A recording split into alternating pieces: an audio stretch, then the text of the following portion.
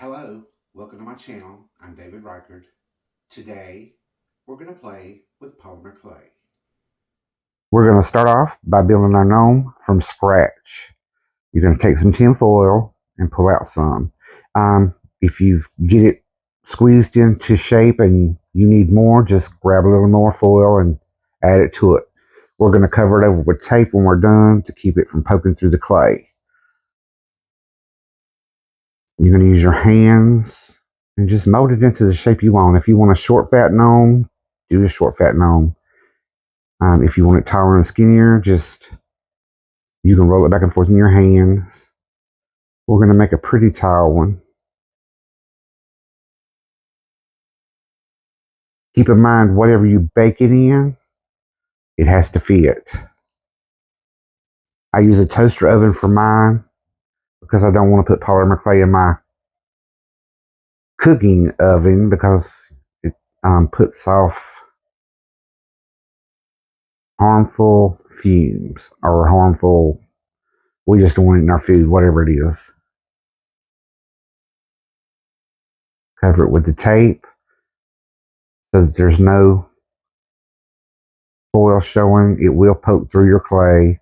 And I put a F and a B for front and back on mine so that I'll remember. Then I'll start rolling it out. I usually start out I'll roll it out on the number 1 setting, which is pretty thick. And then I'll go down to a 5 or a 6. Same as I do for my bottles. Since you've got a scaffolding under it, you don't really need it to be really thick.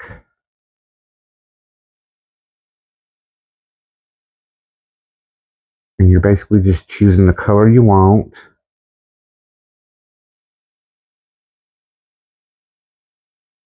We're going to make a pair of blue jeans.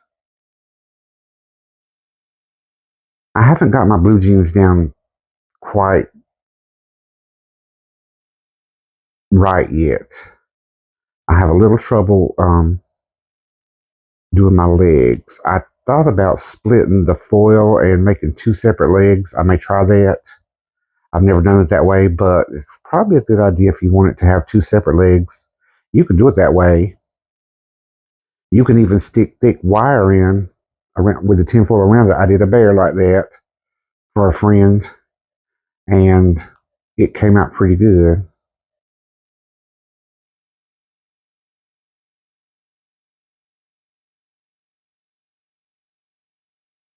And you're going to notice that it doesn't look like there's enough clay there, but it is clay and it is workable. And you just take your fingers and very slowly pull it. Give it a little pull. No yanking, just gently tugging it. It's going to stretch and it's going to meet.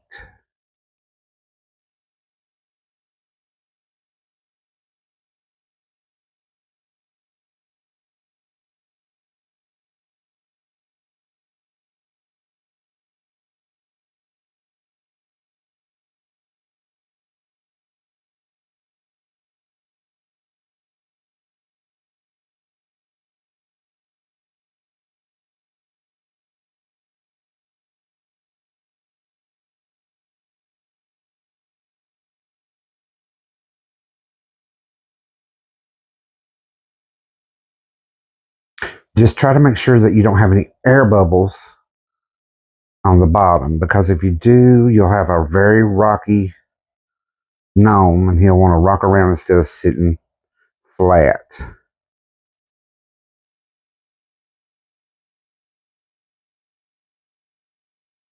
And if I get an air bubble, I'll take the pokey tool or the X-Acto knife and I'll poke a hole, kind of squeeze it around so that it lets the air out of that bubble, and then I'll take the big round stylus and roll it down flat on it so it holds or sticks to it.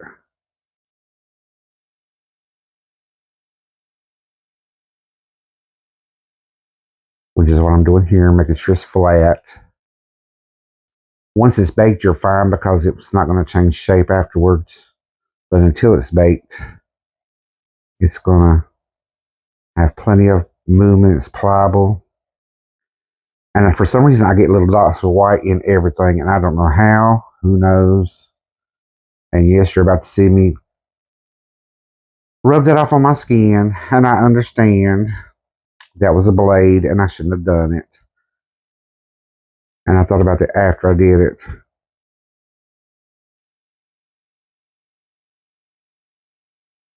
I'm used to doing that with the pokey tool, not with the knife, but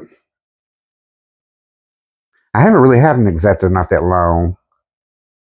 I had bought one from the Dollar Tree, wasn't worth the flip, don't waste your money. So I got a real one from Amazon, and it works pretty good for a lot of stuff. I'm surprised at how much I use it.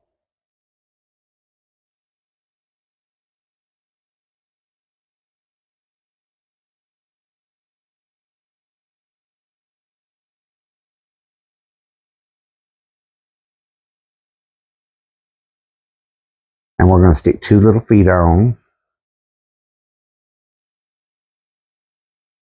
And I never get the feet or arms the same size, so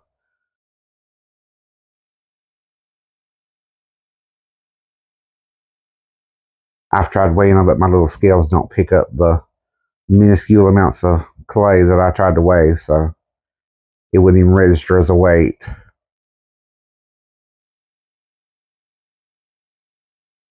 So I roll them out, sit them down, look at them side by side. And apparently I'm cockeyed because once I get them set down and put together, they look like they're the same size, but they're not. I assure you.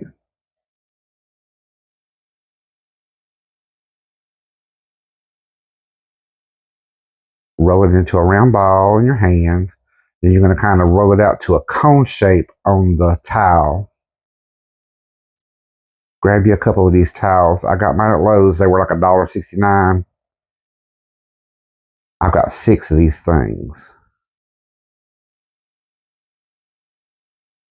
Because when you bake your clay, you want to bake it on the towel because it'll come off the towel with no problem. It won't stick to it. I've tried parchment paper. It'll kind of come off, but you have to peel it off, and it just pops right off the towel.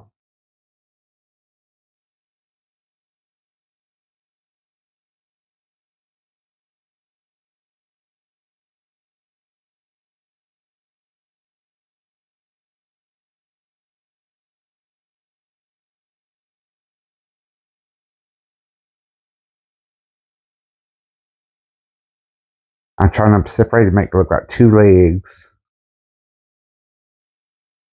And it kind of does, and it kind of don't.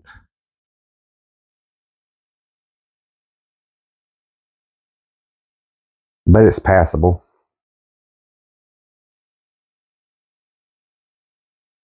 I was going to do patchwork pockets on them, but I thought, screw this. We'll just go on.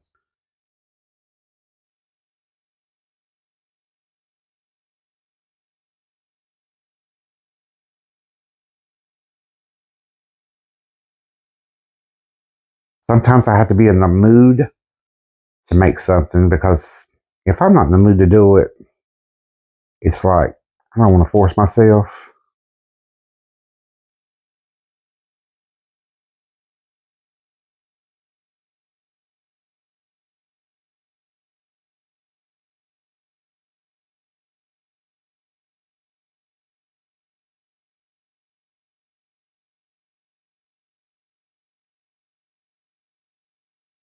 I try to meet my shirt with my pants um, with as even an edge as I can.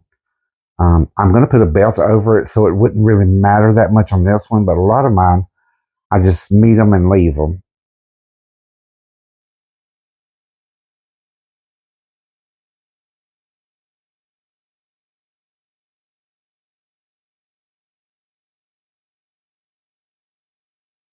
And the clay wants to turn upwards so you can, it's clay, it's moldable. Just make it where you want to go, or make it go where you want it to go, not where it wants to go.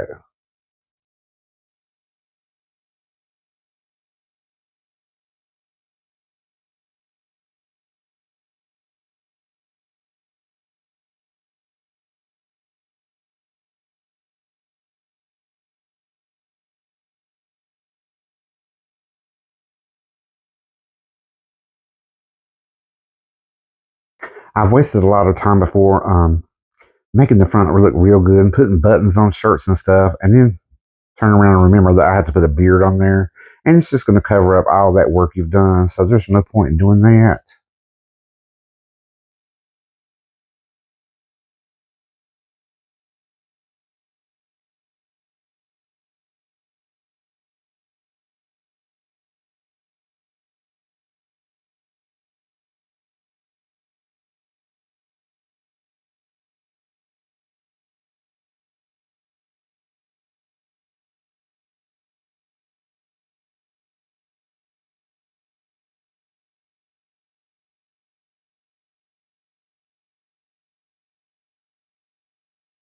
There may be an air bubble.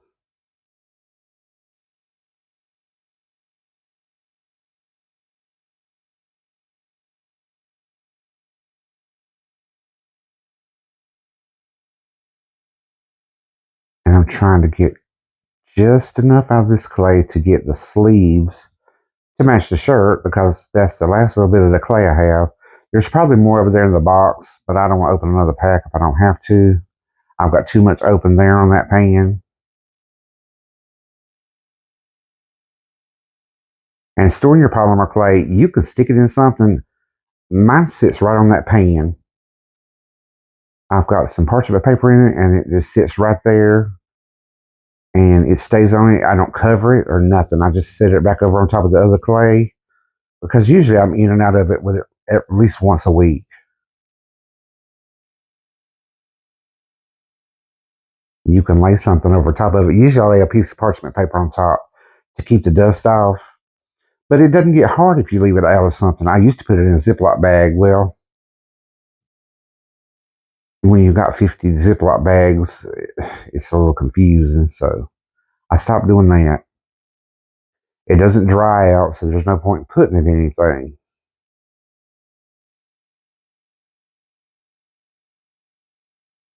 I'm making holes in it with the pokey tool to put on the hands. So that I don't have to glue it. I'm going to make it into the balls, and then I'll give it a cone shape so that it kind of goes into a point. You can glue it with super glue, and there's liquid polymer clay that you can glue it with, but it's kind of costly. It's cheaper to use the glue, and I don't really like the liquid clay. I don't think it works all that good. I mean, it's okay, but I think it's a waste of money.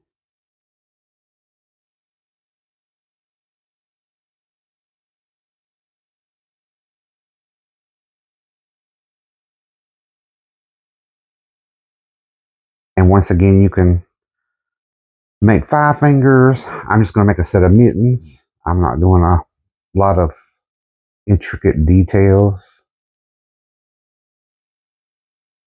You can do as much or as little.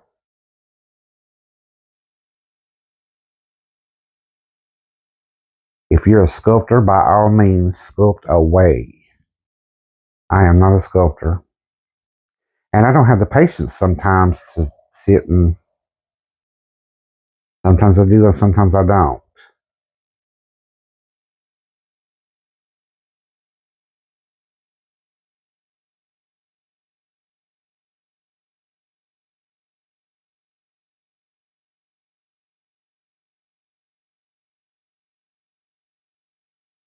So I found I can do these hands like this and the arms and have them popped on, no problem.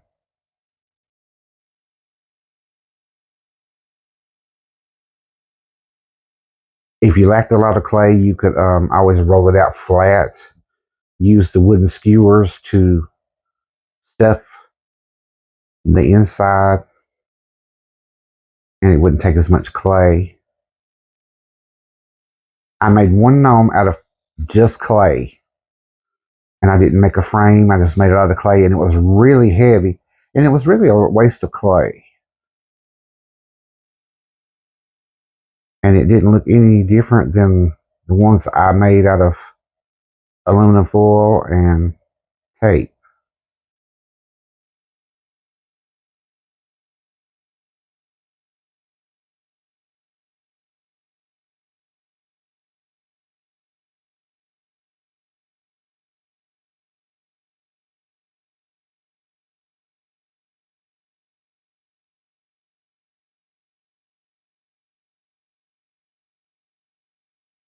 I believe we're going in for the belt. Yes.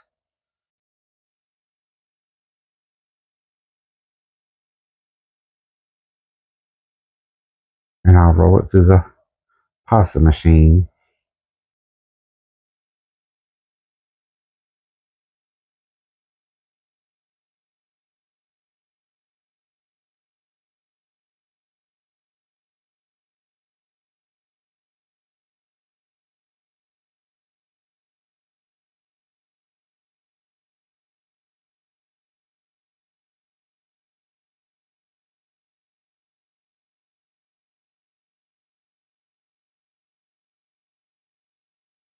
Usually I end up with the belt one side bigger and the other side skinnier, but I did pretty good that time.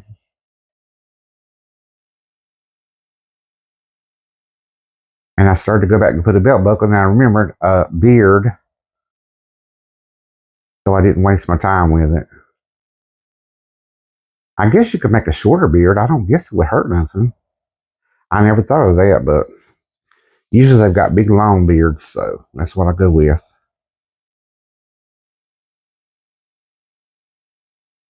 I may try one with a short beard and see how it comes out.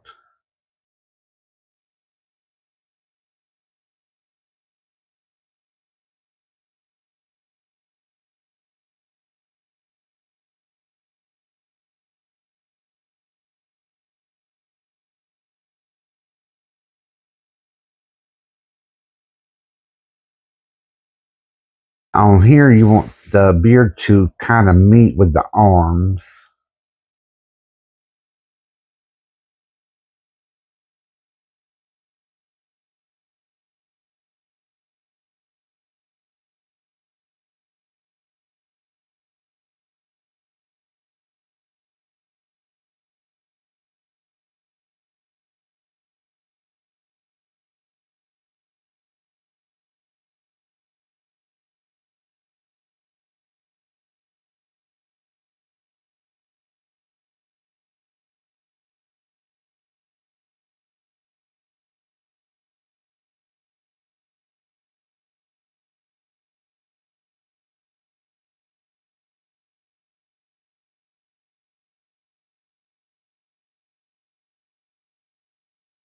And then I got a little too much, so just trim it off. Don't be afraid to add more or take away some. And now we know where it goes. And hopefully I'll remember to go back and put a little curve in for the nose. I may not, who knows.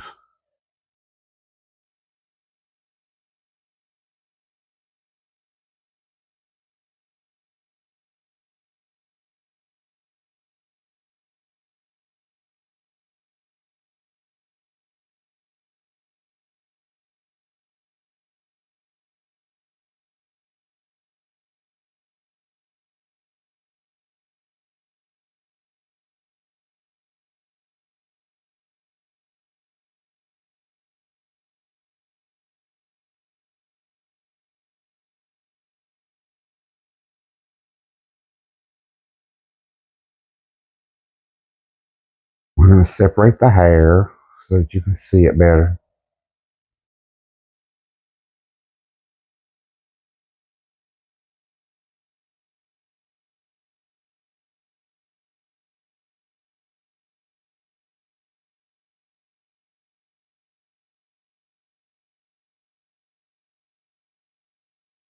That's better. I don't know why I grabbed that knife, and I'll just go to town with it and then remember that I've got the pokey tool sitting beside of me. So, which the knife works to make deeper cuts, and the pokey tool you don't want to go as deep. It'll kind of widen it. So it's good to have both because it gives shadow for the knife cuts because they're kind of deep. And the pokey tool doesn't get as dark because it doesn't have as, it's wider and doesn't let as much light get blocked.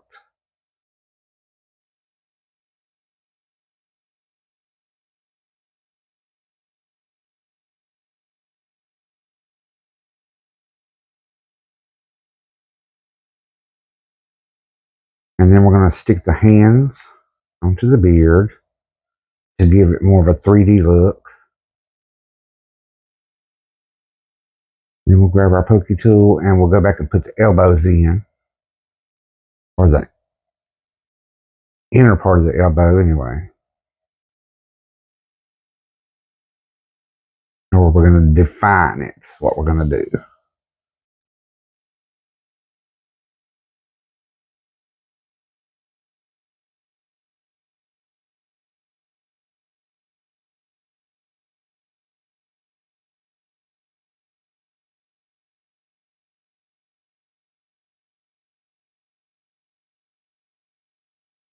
Then we should be on our nose.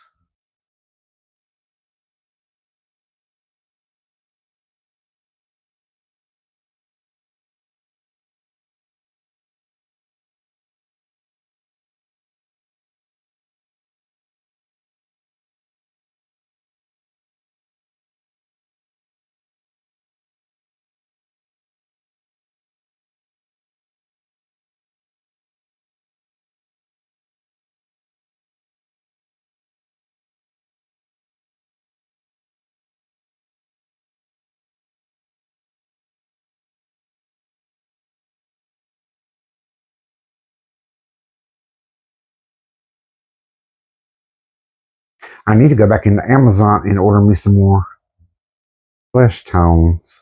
At the time when I ordered it, all they had was the pink flesh tone. They didn't have the other ones. They were out of stock. So that's the only one I've had for about 2 years now. So I need to go back and order some more because they had darker ones and lighter ones.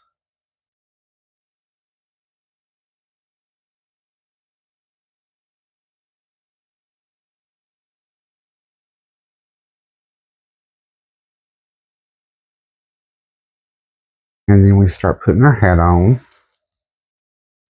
You can cut it in the shape of a triangle, but I like having the extra because then you can kind of shift it back and forth and make it look like it has bends and crinkles.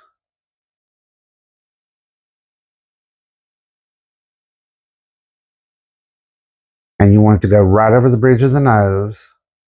You want it to go over the top of the arms where they attach to the body.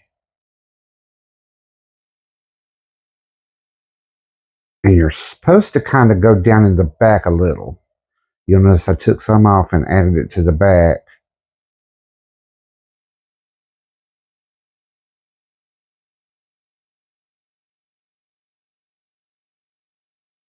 And I may have to put a little bit more. I can't remember.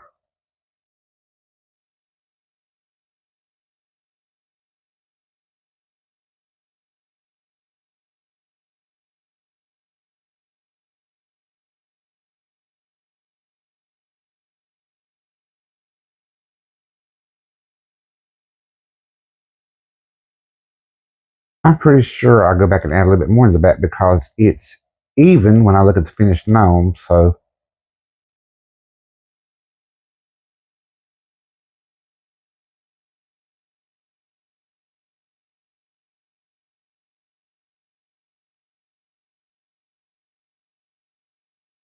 and you can go back and add texture in with one of those styluses because they've got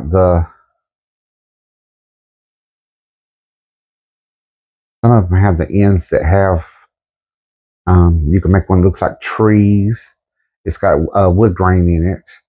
I have one that looks like oh, straight. Just um, I use it a lot to go around my sweaters at the bottom and the cuffs.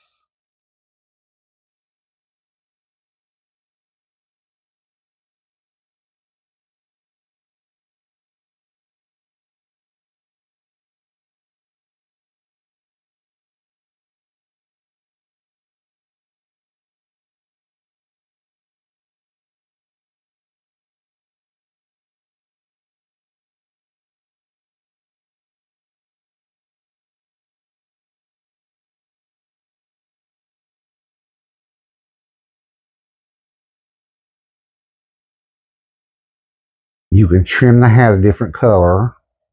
I don't think I do. I think I just leave it the same color. I don't think I trimmed it. Some of them I have done it. Some of them I don't.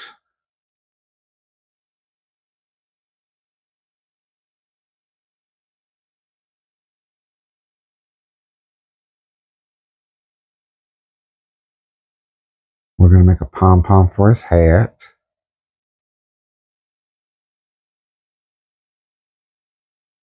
And you'll see I made it kind of pointed. Hold down in the gnome and make it just like we did for the mittens in the sleeves. Stick that down in it so we can squeeze it and it'll glue itself together.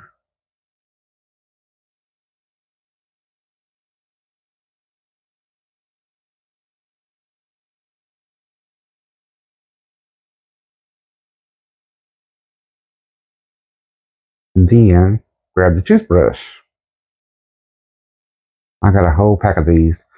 You want a kind of stiff brush, but you don't want real stiff.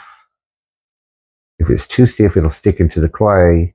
If it's too soft, it won't even make a dent in the clay. And I'll tap it all over, and it makes it,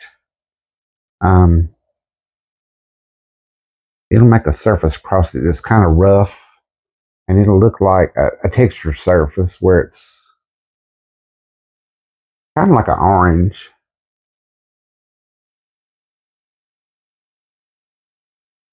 Covers up all your fingerprints. I've tried to wear gloves to do this. No. All the gloves do is keep sticking to the clay, and you'll end up with little pieces of glove tore off and in the clay, so don't bother.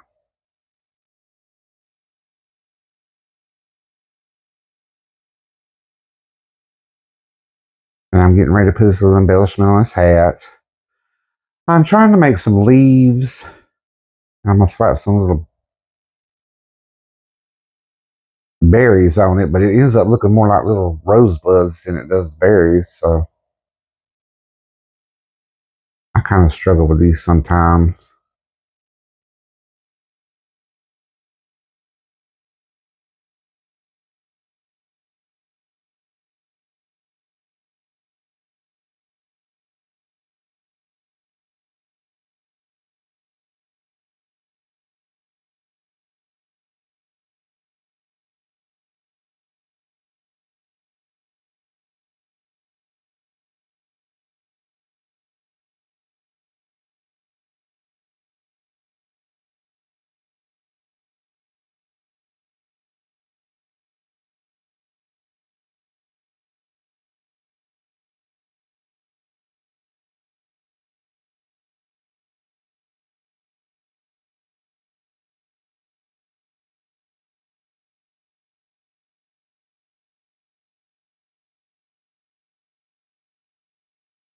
And then when we get the berries, flowers, roses, whatever they're going to be on the hat, then we're going to bake it. Follow your manufacturer's directions. I usually do mine at 275 for 20 minutes.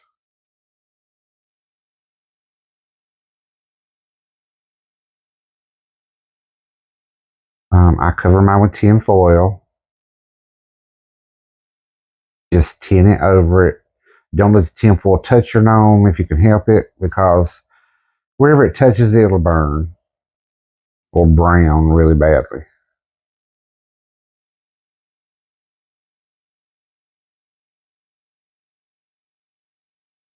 And he's short enough that I can bake him standing up, so that's the way I'll bake him. My bottles I usually have to lay on their sides.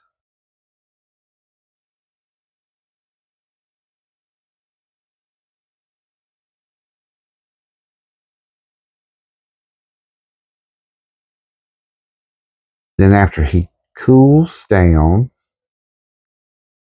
I'm going to give him one more push down so he's standing up straight. After he cools down, I'm going to bring him back, and I'm going to put a hook in him using a paper clip that I have cut in half.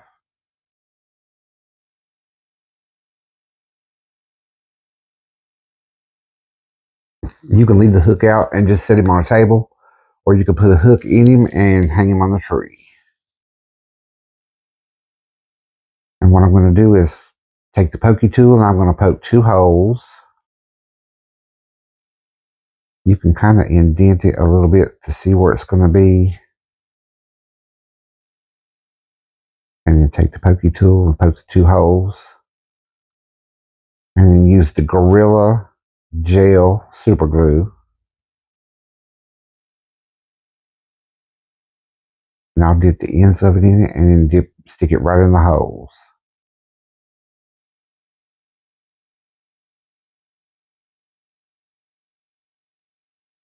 You could put the hook in beforehand and bake him, it's fine.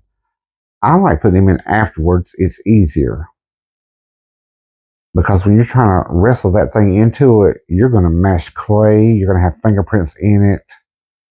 It's more trouble than it's worth. It's easier to do it afterwards. There's that super glue. That's my favorite super glue. And you actually have a little bit of work time with it. It doesn't like grab and unless you get a real thin coating, then it will. Oh yeah, it'll grab everything. Fingers.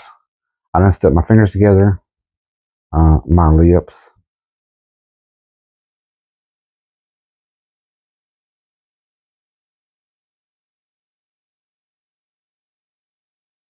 You can get one of the holes big enough, but I'm just going to make it go on in.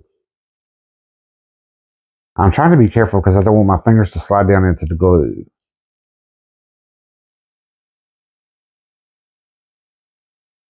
I bet you I still get glue on my fingers though. Because that's the way we roll around here.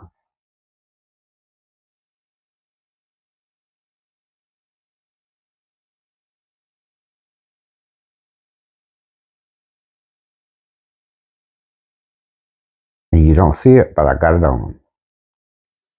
And immediately stuck them together.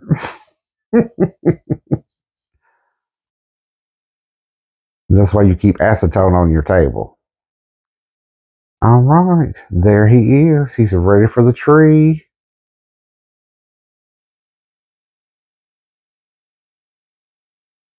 And there's one little piece that's driving me crazy. I'm going to trim it off. You can emery board that off afterwards or leave it. It's not going to matter. Nobody's going to notice it.